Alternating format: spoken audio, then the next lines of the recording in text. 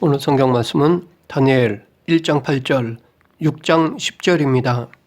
우리는 살아가면서 결단을 할 때가 있습니다. 큰 뜻을 정하여 결단하기도 하지만 때론 작은 일에도 결단을 하기도 합니다. 특히 연초에는 많은 사람들이 새로운 마음으로 결단을 합니다. 그뿐 아니라 중요한 일을 앞두고 있을 때도 결단을 합니다. 혹은 단체로 결단하기도 합니다. 그러고 보면 우리는 삶 속에서 적지 않게 결단을 하면서 살아가고 있다고 할 수 있습니다. 그런데 이것은 지금 우리들만이 아닙니다. 성경 인물들 중에서도 결단했던 사람들이 등장하고 있습니다. 오늘 본문에 나오는 다니엘도 그 중에 한 사람입니다. 이 시간 다니엘의 결단을 통해 결단의 자세에 대해 살펴보겠습니다. 먼저 다니엘 1장 8절의 배경에 대해 살펴보겠습니다.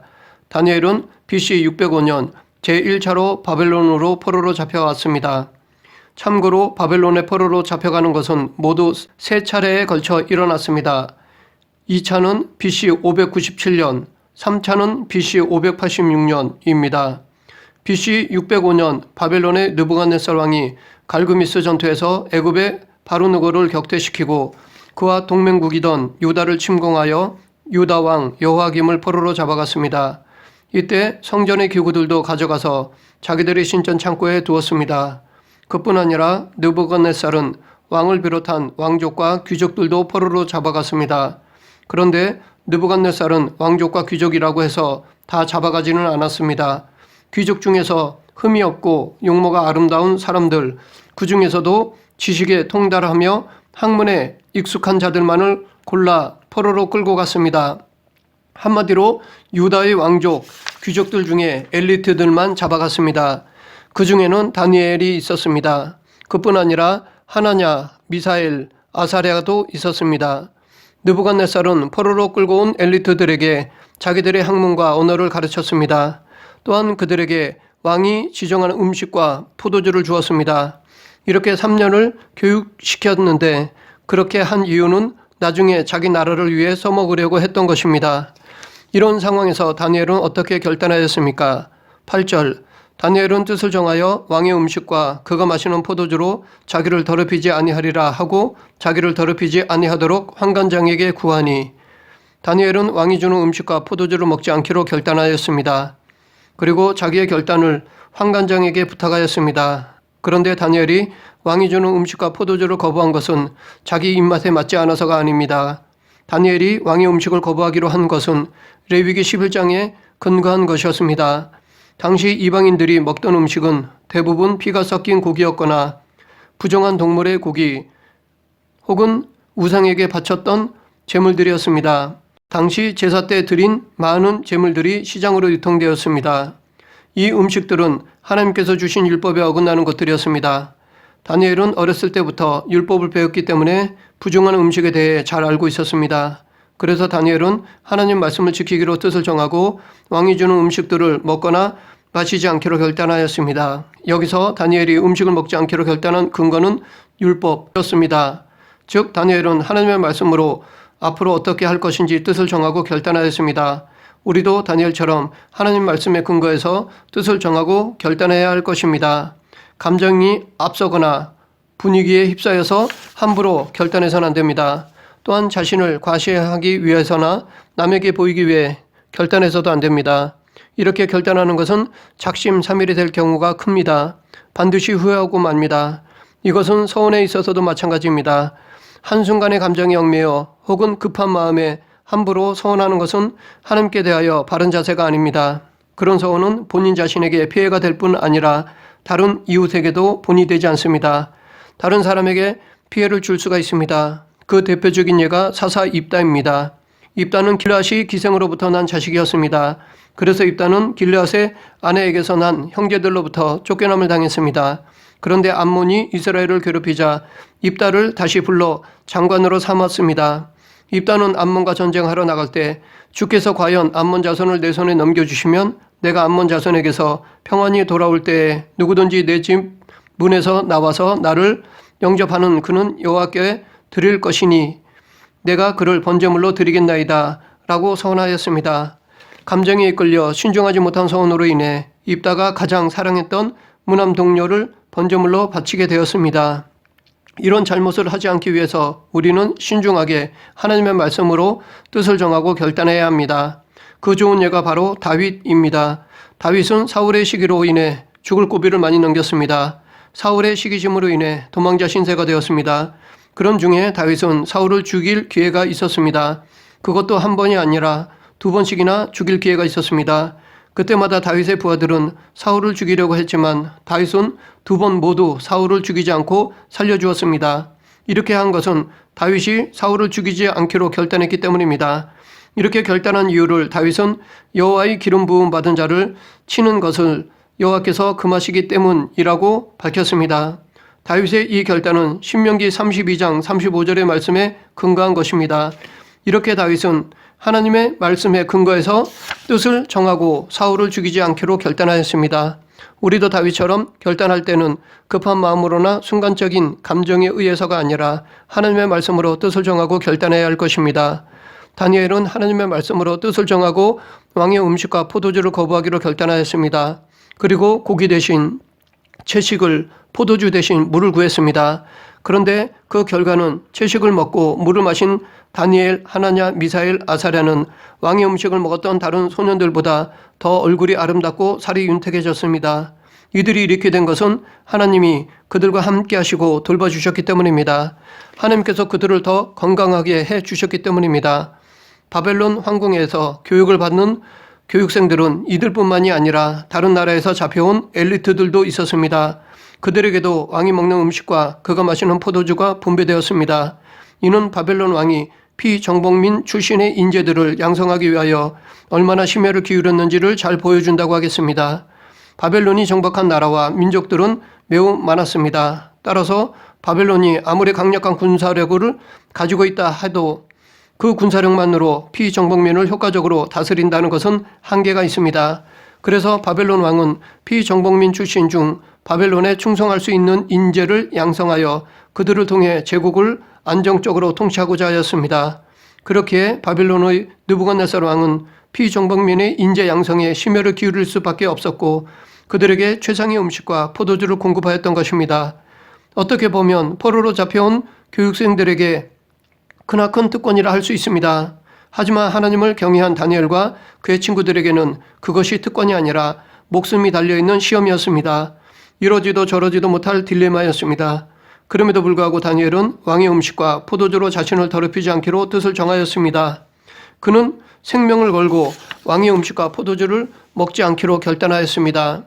그리고 자신을 주관하는 환관장과 감독관에게 왕의 음식과 포도주 대신 채소와 물을 먹을 수 있게 해달라고 청원하였습니다. 그런데 그 청원을 들어주는 것은 개인의 뜻에 따라 할 수 있는 일이 아니었으며 환관장의 목숨을 걸어야 할 만큼 위험스러운 일이었습니다. 그렇기 때문에 환관장이 이를 들어줄 리 만무하였습니다. 그러나 하나님께서는 다니엘로 하여금 환관장에게 은혜와 긍휼을 얻게 하였고 열흘간의 시험을 통하여 다니엘의 청원을 수락하게 하였습니다. 환관장이 다니엘의 청을 들어주었던 근본적인 이유는 보이지 않는 하나님의 자비로운 섭리가 있었기 때문입니다. 하나님께서는 당신을 향한 신앙을 지키기 위해 자신들의 출세뿐 아니라 목숨까지 내놓기로 결단한 다니엘을 그냥 버려두지 않으셨습니다. 간섭하셔서 신앙을 지킬 뿐 아니라 다른 사람들보다 더 뛰어난 지혜도 주셨습니다. 사도 바울은 이런 믿음의 시험에 관하여 고린도전서 10장 13절에서 사람이 감당할 시험 밖에는 너희가 당할 것이 없나니 오직 하나님은 미쁘사 너희가 감당하지 못할 시험 당함을 허락하지 아니하시고 시험 당할 즈음에 또한 피할 길을 내사 너희로 능히 감당하게 하시느니라 라고 하였습니다. 이 말씀에 근거해서 우리도 어떤 시험에서도 절대로 믿음만은 포기하지 말아야 합니다. 그럴 때일수록 더더욱 하나님의 말씀을 굳건히 붙들고 믿음으로 대처해야 할 것입니다. 다니엘은 나중에 다시 한번 결단을 하는데 그 결단의 배경을 살펴보면 아무리 막강했던 바벨론 제국도 메데 바사에 의해 멸망하였습니다. 바벨론의 벨사살 왕을 죽이고 왕이 된 사람은 메데의 다리오 왕이었습니다. 다리오는 왕으로 즉위하면서 가장 먼저 행정 조직을 정비하였습니다. 그는 전국에 120명의 고관을 세워 통치하도록 하였습니다. 또 그들 위에 총리 셋을 두어 관리하도록 하였습니다. 그 총리 3명 중에 하나가 다니엘이었습니다. 그만큼 다리오 왕은 다니엘을 총애하였습니다. 고관들 중에는 자기들보다 더 높은 위치에 있는 다니엘을 시기하는 사람들이 있었습니다. 왜냐하면 다니엘은 자기들이 멸망시킨 바벨론 사람도 아닌 바벨론의 포로였던 사람이었기 때문입니다. 가뜩이나 포로가 높은 자리에 있는 것도 못 봐줄 것 같은데 포로의 포로였던 사람이 정복자들을 다스리는 높은 위치에 있기 때문에 더 기분이 나빴을 것입니다. 더욱이 다니엘은 셋밖에 안 되는 총리 자리 중에서도 최고로 왕에게 신임을 받았습니다. 그러자 이제는 120명의 고관들뿐 아니라 나머지 2명의 총리들도 다니엘을 시기하였습니다. 그래서 이들은 다니엘을 어떻게 해서라도 고발하여 죽이려 하였습니다. 하지만 다니엘에게서 고발할 근거나 허물을 찾을 수가 없었습니다. 너무나 청렴하고 의로웠기에 무엇 하나 꼬투리를 잡을 수가 없었습니다. 그러자 그들은 다니엘의 신앙을 이용하기로 하였습니다. 그래서 그들은 왕에게 이제부터 30일 동안 누구든지 왕 외에 어떤 신에게나 사람에게 무엇을 구하면 사자굴에 던져 넣기로 하였습니다. 그리고 그것을 고치지 못하도록 금령으로 정하도록 하였습니다. 다리오 왕은 이들의 요구의 속뜻을 알아채지 못했습니다.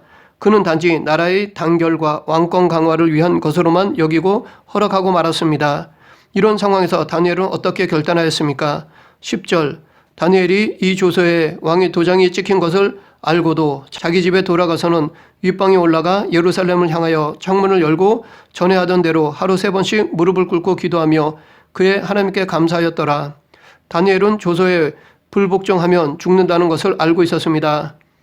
그럼에도 불구하고 매일 하나님께 드리던 기도를 멈추지 않았습니다. 왜냐하면 다니엘은 계속해서 예전처럼 하나님께 기도하기로 결단했기 때문입니다. 그런데 솔직히 다니엘은 이런 상황에 굳이 드러내지 않고 숨어서도 얼마든지 기도할 수 있었을 것입니다. 또는 30일간만 기도를 마음속으로만 할 수도 있었을 것입니다. 그럼에도 불구하고 그는 전에 하던 대로 똑같이 기도하였습니다. 왜냐하면 변함없이 기도할 것을 결단했기 때문입니다. 순간적인 감정이나 급한 마음에서가 아니라 평소에 해왔듯이 기도를 결단하였기 때문입니다. 그래서 다니엘의 기도 모습을 살펴보면 첫째, 예루살렘으로 향하여 창문을 열고 예루살렘을 향하여 기도했다는 것은 하나님의 도움을 간절히 구했다는 것입니다. 이런 자세는 말씀에 근거한 것입니다. 과거 솔로몬이 성전을 세우고 기도했을 때 주께서 전에 말씀하시기를 내 이름이 거기 있으리라 하신 곳 이 성전을 향하여 주의 눈이 주야로 보시오며 주의 종이 이곳을 향하여 비는 기도를 들으시옵소서. 주의 종과 주의 백성 이스라엘이 이곳을 향하여 기도할 때에 주는 그 간구함을 들으시되 주께서 계신 곳 하늘에서 들으시고 들으시사 사하여 주옵소서라고 간구했습니다. 이 말씀을 믿고 다니엘도 예루살렘을 향해 기도했던 것입니다. 둘째, 전에 하던 대로 하루 3번씩 기도했다는 것은 다니엘의 신앙 생활이 신실했다는 것입니다. 유대인들은 시편 55편 17절에 근거해 시간을 정하여 규칙적으로 하루 3번씩 기도하였습니다. 첫 번째 기도 시간은 제3시였고 두 번째 기도 시간은 제6시, 세 번째 기도 시간은 제9시였습니다. 포로로 잡혀간 곳에서도 변치 않고 이렇게 3번씩 기도 생활을 하였습니다. 셋째, 무릎을 꿇고 기도했다는 것은 다니엘의 겸손한 신앙 자세와 하나님께 대한 절대 순종을 보여주는 것이라 할 수 있습니다. 오직 하나님만이 자기의 생사화복을 주관하는 주님이시며 앞으로 어떠한 상황이 닥치더라도 기도는 하나님께서 명하신 것이니 따르겠다는 믿음의 표현이었습니다. 이처럼 다니엘은 철저히 하나님의 주권을 인정하였습니다. 넷째, 감사하였더라.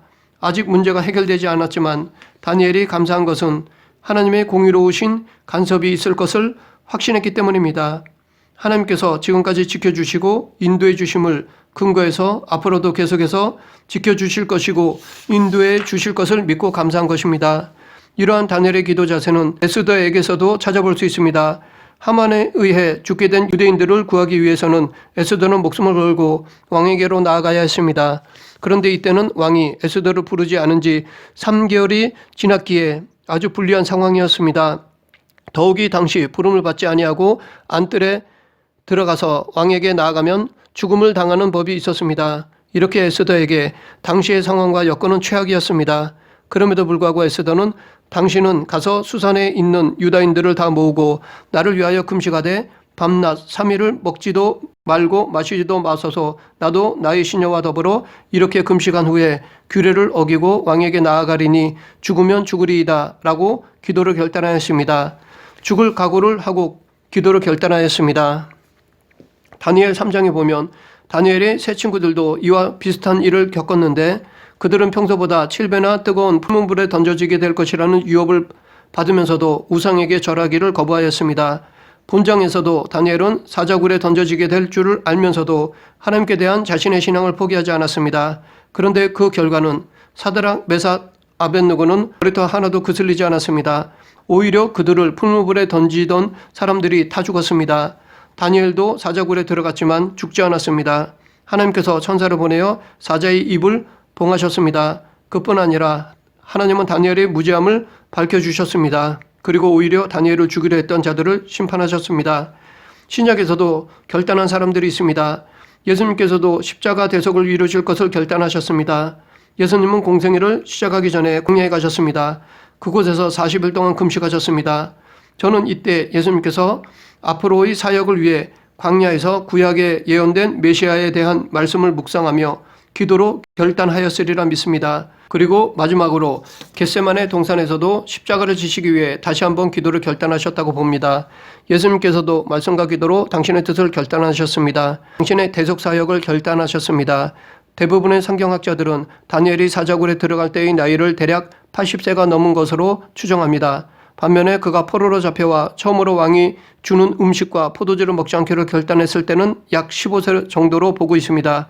그렇다면 다니엘은 65년의 세월이 흐르고 주변 형편도 다양하게 변화하였지만 그러한 변화 속에서도 하나님께 대한 신앙만은 변하지 않고 시정일관하였다고 볼 수 있습니다. 이렇게 하나님께 대하여 신실할 수 있었던 것은 신앙생활을 즐겨냈기 때문입니다.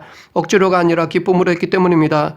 즐겨내는 것은 그 자체가 기쁨입니다. 그 자체의 기쁨 이외에 다른 이유가 없는 것이 즐겨내는 것입니다. 다니엘에게 말씀의 순종, 기도는 그 자체가 기쁨이었습니다. 말씀의 순종에 따른 상급이나 기도에 따른 응답 때문이 아니라 순종, 기도 그 자체가 기쁨이었기에 어떤 상황이나 핍박에서도 할 수 있었던 것입니다. 말씀을 정리하겠습니다. 우리는 지금까지 크든 작든 결단하며 살아왔습니다. 그리고 앞으로도 계속해서 결단하며 살아갈 것입니다. 그런데 우리는 함부로 결단해서는 안 될 것입니다. 우리도 다니엘처럼 말씀에 근거해서 뜻을 정하고 결단해야 합니다. 또한 기도를 결단해야 합니다. 그것도 억지로가 아니라 즐겨내야 합니다. 그럴 때 어떠한 상황이나 여건 속에서도 흔들리지 않을 수 있습니다. 그리고 하나님께서 함께 하시며 인도해 주시고 지켜주심을 확신할 수 있습니다. 이 시간 오직 예수 그리스도만 섬기고 따르기로 말씀과 기도로 결단하는 저와 여러분이 되길 간절히 축원합니다. 기도하겠습니다. 사랑의 하나님, 저희들도 다니엘처럼 말씀과 기도로 오직 하나님의 뜻만 순종할 것을 결단하는 그리스도인이 되게 하여 주시옵소서. 세상의 어떤 무기 영화가 아닌 하나님의 뜻을 이루는 복음의 통로자가 되게 하여 주시옵소서. 예수님 이름으로 기도드립니다. 아멘.